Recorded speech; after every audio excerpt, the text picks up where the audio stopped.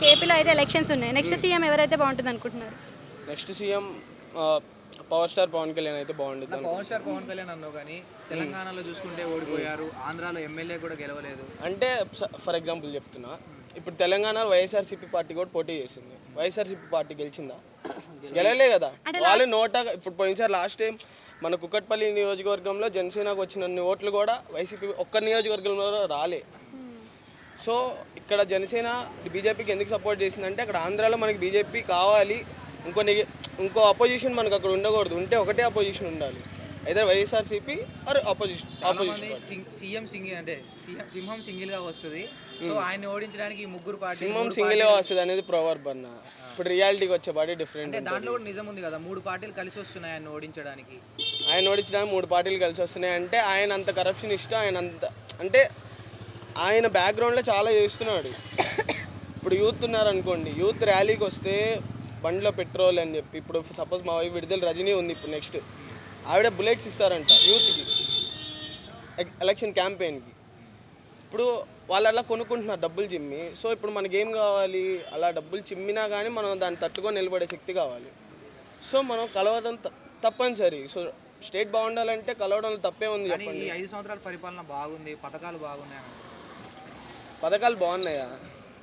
ఏమో భయ్యా, నేను ఫీజు రింబర్స్మెంట్ కూడా మేము 2 times మేమే కట్టుకున్నాం. వసతి ఇస్తా అన్నాడు, వసతి ఏమి ఇవ్వలేదు. సరే ఆయన ఇచ్చే 10,000 తీసేసేయి, మాకు ఎక్స్ట్రా ఇస్తా అన్నాడు, అది సరే అవి వద్దు తీసేసేయి, ఆయన ఎక్స్ట్రా ఇచ్చే తీసేసేయి.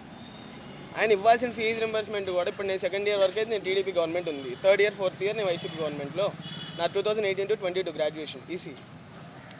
2nd year వరకు మాకు తెలీదు, కాలేజీ ఫీజు రింబర్స్మెంట్ పడేది, మేము మేము కాలేజీకి వెళ్ళే వాళ్ళం, మంచిగా ఉండేది. 3rd 4th year ఆయన పెట్టాడు. నేనేమంటున్నా, రాజశేఖర రెడ్డి తప్పనట్లేదు. నేను 3rd 4th year చదువుకునేటప్పుడు 2 times మేము కట్టాం ఫీజు రింబర్స్మెంట్. అది రాజశేఖర రెడ్డి పెడితే ఏంటి, జగన్ పెడితే ఏంటి, చంద్రబాబు పెడితే ఏంటి, మాకు అనవసరం కదా. మేము మా డబ్బులు కట్టుకున్నాం కదా. గవర్నమెంట్లో వీళ్ళు ఉండడం వల్ల, వీళ్ళ క్లాషెస్ వల్ల ఇప్పుడు నాలాగే ఎంతోమంది కట్టుకున్నారు. ఇప్పుడు మేమంటే ఓకే ఉన్నోళ్ళం కాబట్టి సరే కొంచెం పర్వాలేదు. ఇప్పుడు పవర్టీ లైన్ బిలో ఉంటారు, వాళ్ళ పరిస్థితి ఏంటన్నా, ఆ టూర్ ఫీజు రింబర్స్మెంట్ వాళ్ళు కట్టుకోవాల్సిందే కదా. ఆంధ్రాలో ఐటీ పరంగా ఎలా ఉందన్న? ఐటీ పరంగా ఏముందన్న, అది లేకే కదా. ఇక్కడ సంక్రాంతి హాలిడేస్కి చూడు ఎట్లా ఉంటుందో, స్టూడెంట్స్ ఎవరు కనిపించరు.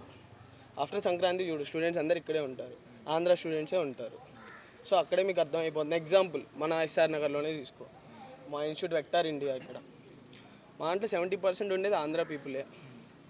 సో అక్కడ బాగుంటే ఇక్కడికి రావాల్సిన అవసరం లేదు కదా. ఇప్పుడు మా ఇంటి దగ్గర విజయవాడలోనో, మా గుంటూరు, మా మంచి సిటీస్ మావి రెండు. ఇప్పుడు అమరావతి క్యాపిటల్ అయి ఉంటే మా 2 cities మంచి ఫామ్లో ఉండేవి.